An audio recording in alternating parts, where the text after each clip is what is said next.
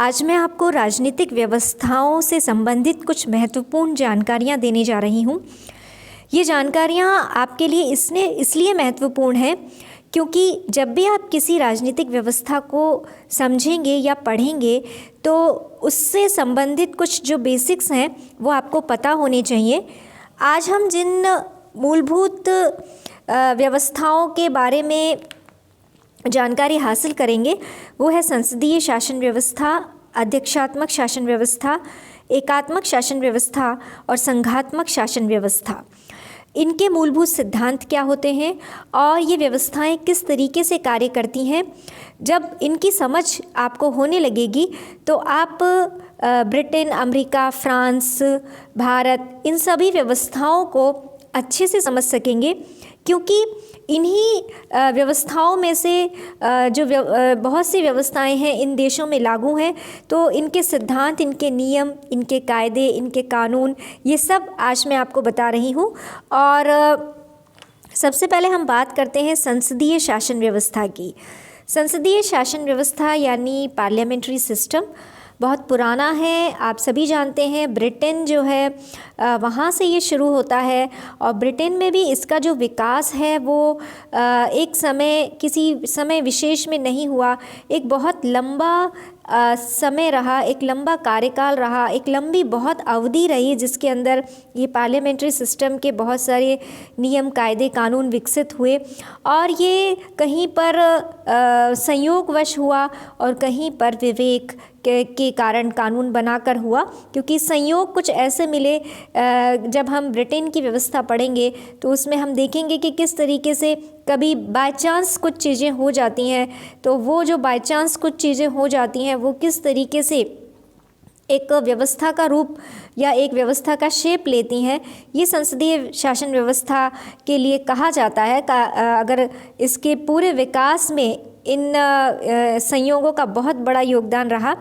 संसदीय शासन व्यवस्था की जो सबसे महत्वपूर्ण विशेषता होती है वो ये है कि जो हमारी व्यवस्थापिका है और कार्यपालिका है, इन दोनों के बीच में बहुत गहरा रिश्ता पाया जाता है। व्यवस्थापिका का मुख्य कार्य कानूनों का निर्माण करना होता है और कार्यपालिका का मुख्य कार्य उनकी क्रियान्विति करना। लेकिन जब हम इन दोनों व्यवस्थाओं को संसदीय शासन व्यवस्था में देखते हैं तो वहाँ पे जो कार्यपालिका है वो व्यवस्थापिका में से ही ली जाती है तथा वो उसी के प्रति उत्तरदायी होती है। ये एक बहुत महत्वपूर्ण चीज़ है और ये उत्तरदायित्व जो होता है वो सामूहिक होता है। कोई एक व्यक्ति रिस्पॉन्सिबल नहीं होता बल्कि पूरी की पूरी जो कार्यपालिका है वो रिस्पॉन्सिबल होती है, वो उत्तरदायी होती है। तो ये उत्तरदायित्व व्यवस्थापिका के प्रति होता है, यानी एक इन दोनों में बहुत गहरा रिश्ता पाया जाता है। और कहना चाहिए कि जो सदस्य कार्यपालिका के सदस्य हैं वो सभी व्यवस्थापिका के भी सदस्य इस व्यवस्था में होते हैं। ये संसदीय शासन व्यवस्था का एक महत्वपूर्ण विशेषता है। और संसदीय शासन व्यवस्था के अंदर जो आप देख रहे हैं, इसके अंदर यहाँ पे व्यवस्थापिका, कार्यपालिका, न्यायपालिका तीनों इसके बीच में आपको देखने को मिल रही है। इसमें नाम मात्र की और वास्तविक दो प्रकार की कार्यपालिकाएं होती हैं। ये एक संसदीय शासन व्यवस्था का एक महत्वपूर्ण बिंदु है जिसके अंदर आप देखेंगे कि जो कार्यपालिकाएं होती हैं वो दो प्रकार की इसमें होती हैं। जैसे अगर अपन ब्रिटेन का उदाहरण लें तो वहाँ पे नाम मात्र की कार्यपालिका वहाँ का राजा है और जो वास्तविक कार्यपालिका है, एक्चुअल जो है, वो वहाँ का प्रधानमंत्री और उसका मंत्रिमंडल है।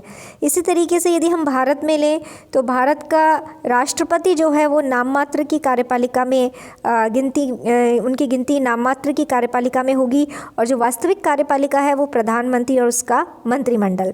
तो ये संसदीय शासन व्यवस्था के अंदर एक आपको विशेषता देखने को मिलेगी। और इसके अंतर्गत व्यवस्थापिका और कार्यपालिका इन दोनों में तो घनिष्ठ संबंध होता है, लेकिन न्यायपालिका की स्थिति अपने अपने देशों के अनुसार अलग अलग रहती है। जैसे भारत में स्वतंत्र और निष्पक्ष न्यायपालिका है, और यहाँ पे जब हम संसदीय शासन व्यवस्था की बात करते हैं तो मुख्य रूप से व्यवस्थापिका और कार्यपालिका के संबंधों के आधार पर ही इसकी जो है चर्चा होती है। अध्यक्षात्मक शासन व्यवस्था अब हम जब ले तो प्रेसिडेंटल सिस्टम जो है, ये प्रेसिडेंटल सिस्टम आप देखेंगे कि इसके अंदर व्यवस्थापिका और कार्यपालिका के बीच में घनिष्ठ संबंध नहीं पाया जाता है। यानी ये दोनों जो इकाइयाँ होती हैं सरकार के 3 अंग मुख्य रूप से माने जाते हैं, व्यवस्थापिका, कार्यपालिका और न्यायपालिका। इसके अंदर अध्यक्षात्मक शासन व्यवस्था शक्ति पृथक्करण के सिद्धांत के ऊपर कार्य करती है, और इसमें व्यवस्थापिका और कार्यपालिका के बीच में घनिष्ठ संबंध नहीं होता। यानी व्यवस्थापिका के सदस्य कार्यपालिका के सदस्य नहीं होते हैं और ना उसकी बैठकों में वो जाते हैं। वो अलग तरीके से निर्वाचित होते हैं, और व्यवस्थापिका के निर्वाचन का तरीका अलग है, कार्यपालिका के निर्वाचन का तरीका अलग है, उनका कार्यकाल भी अलग है। और इसके बाद में अगर हम देखें तो यहाँ पे एक ही प्रकार की कार्यपालिका होती है जो कि वास्तविक होती है। यानी यहाँ पे जो कार्यपालिका का 2 प्रकार का भेद हमने देखा था पिछली व्यवस्था के अंदर, संसदीय व्यवस्था में नाम मात्र की और वास्तविक, वैसा कोई भेद नहीं होता। एक ही प्रकार की कार्यपालिका होती है और वो जो कि वास्तविक होती है। जैसे अगर हम अमेरिका का उदाहरण लें तो अमेरिका में अध्यक्षात्मक शासन व्यवस्था है, और वहाँ पे अमेरिका का जो राष्ट्रपति है वही वास्तविक कार्यपालिका है। वहाँ पे किसी प्रकार की कोई नाम मात्र की कार्यपालिका नहीं है, सारी शक्तियाँ अमेरिका के राष्ट्रपति के पास में हैं। इसके साथ में कार्यपालिका जो होती है वो व्यवस्थापिका के प्रति रिस्पॉन्सिबल नहीं होती है। यानी जैसे अमेरिका में अमेरिका के राष्ट्रपति कार्यपालिका के रूप में आप देखते हैं, और वहाँ की जो सीनेट है और जो वहाँ की प्रतिनिधि सभा है वो वहाँ की जिसको हम मिला करके कांग्रेस कहते हैं, व्यवस्थापिका को वहाँ पे कांग्रेस कहा जाता है।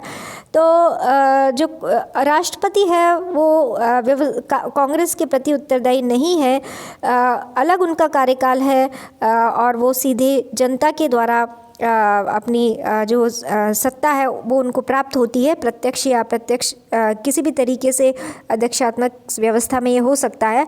तो ये हमें एक अलग तरीके की व्यवस्था, संसदीय शासन व्यवस्था से एक अलग प्रकार की व्यवस्था है।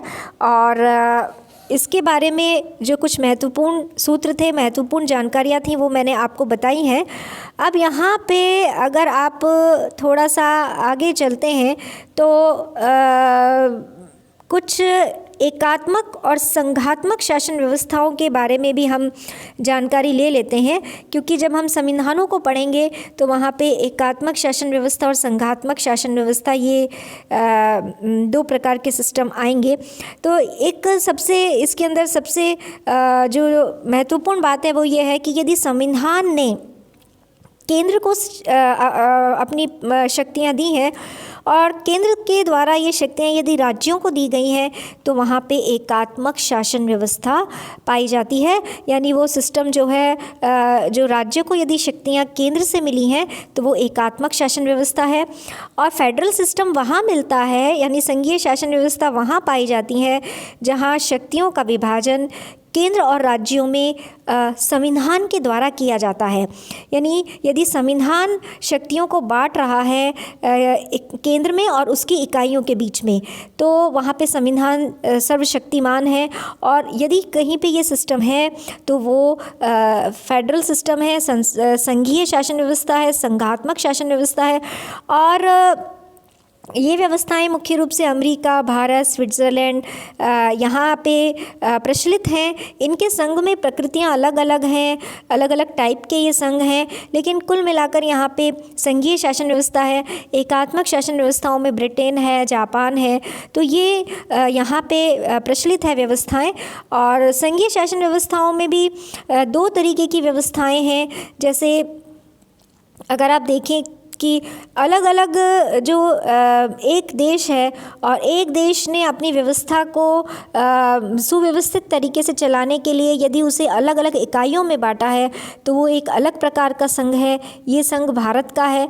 लेकिन यदि अलग अलग जो इकाइयां हैं जो कि किसी भी रूप में एक दूसरे से जुड़ी हुई नहीं है, लेकिन वो अगर इकट्ठा होकर के एक यूनिटी बनाती हैं और एक अपना एक देश का निर्माण करती हैं तो वो एक अलग प्रकार का संघ है, जैसे संयुक्त राज्य अमेरिका। तो ये संघीय शासन व्यवस्था भी जब हम पढ़ते हैं तो उसके अंदर ये दो टाइप के संघ जो हैं वो हमको देखने को मिलते हैं।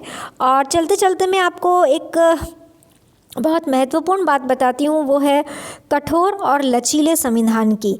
यानी जब हम संविधान को पढ़ते हैं तो उसमें एक संविधान कठोर संविधान होता है, एक लचीला। जैसे अमेरिका का संविधान बहुत अधिक कठोर है और कुछ संविधान लचीले होते हैं, जैसे ब्रिटेन का संविधान बहुत लचीला है। कुछ दोनों का सम्मिश्रण होते हैं, कठोर और लचीले का, जैसे भारत का संविधान कठोर भी है और लचीला। तो ये डिफरेंस किस आधार पर किया जाता है या ये क्या मतलब इसके पीछे क्या तर्क है, तो वो इसके अंदर आप समझ लीजिए। यदि संवैधानिक कानूनों और संवैधानिक कानूनों के संशोधन की प्रक्रिया और सामान्य कानूनों के निर्माण की प्रक्रिया यदि एक है तो वो संविधान लचीला संविधान कहा जाता है, और यदि इन दोनों के प्रोसेस में अंतर है तो वो संविधान कठोर संविधान कहा जाता है। अब आप सोच रहे होंगे ये तो बहुत जटिल बात हो गई, इसको मैं आपको आसान भाषा में बता देती हूँ। वो आसान भाषा ये है कि किसी भी देश में दो प्रकार के नियम कायदे कानून होते हैं। एक कायदे कानून होते हैं जो संविधान में लिखे होते हैं, वो होते हैं संवैधानिक कानून, और दूसरे होते हैं सामान्य कानून जिन्हें दिन प्रतिदिन की परिस्थितियों के अनुसार बनाया जाता है, लेकिन वो होते संविधान के अकॉर्डिंग ही है। तो जब संसद सामान्य प्रकार के कानून बनाती है दिन प्रतिदिन के तो वो सामान्य कानून हो गया, और जब एक संविधान बना हुआ है हमारे पास वो हो गया संवैधानिक कानून। अब संवैधानिक कानूनों में संशोधन की प्रक्रिया यानी उसमें बदलाव का तरीका, और संसद जो कानून बना रही है सामान्य कानून रोज़मर्रा के कार्यों को संपादित करने के लिए, तो उन दोनों के उसके निर्माण की प्रक्रिया और उसके संशोधन की प्रक्रिया यदि एक है तो वो लचीला संविधान है। और यदि इन दोनों के प्रोसेस में यानी संविधान के संशोधन करने के तरीके में और सामान्य कानूनों के निर्माण की प्रक्रिया में, इन दोनों में यदि आप देख लीजिए अंतर है तो वो संविधान कठोर संविधान कहलाता है। और ये जब हम विस्तार से अमेरिका, ब्रिटेन, भारत इन व्यवस्थाओं को पढ़ेंगे तो वहाँ पे हमें देखने को मिलेगा कि कठोर संविधान किस तरीके से है और लचीला संविधान किस तरीके से है। तो ये कुछ बेसिक्स हैं, कुछ महत्वपूर्ण जानकारियाँ हैं जो मैंने आपको दी हैं, और इनको आप अपने मनोमस्तिष्क में बिठा लीजिए, क्योंकि जब हम पेपर पढ़ते हैं या कोई बात पढ़ते हैं तो उस समय हमें ये पता होना चाहिए कि ये जो व्यवस्थाएं हैं इनमें मूलभूत चीज़ें क्या हैं। ये मैंने साइड में आपके लिए एक छोटी सी चीज़ लगाई है सुंदर सी, और उसके अंदर लिखा है कि 18 वर्ष की उम्र यदि आपने पार कर ली है तो आपको वोट देने का हक है। तो जिनका भी वोटिंग लिस्ट में नाम नहीं आया है और जिनकी उम्र 18 वर्ष हो चुकी है वो आप सभी अपना नाम वोटर लिस्ट में लिखवा लें। और क्योंकि हम राजनीति के विद्यार्थी हैं, हम खुद भी सजग रहें और साथ में हमारे आसपास के लोगों को भी इसके लिए सजग करें, इसके लिए प्रेरित करें। और ये जो जानकारियाँ मैंने आपको दी हैं इन सब को आप स्टडी करें, जहाँ भी आपको इसके लिए मटेरियल मिलता है उसको आप पढ़ें। और जो मैंने आपको मतदाता सूची में नाम लिखवाने की बात कही है वो आप यदि नाम नहीं है आपका तो आप तुरंत उसको लिखवा लें, क्योंकि एक जागरूक नागरिक ही हमारे देश के भविष्य को उज्जवल बना सकता है।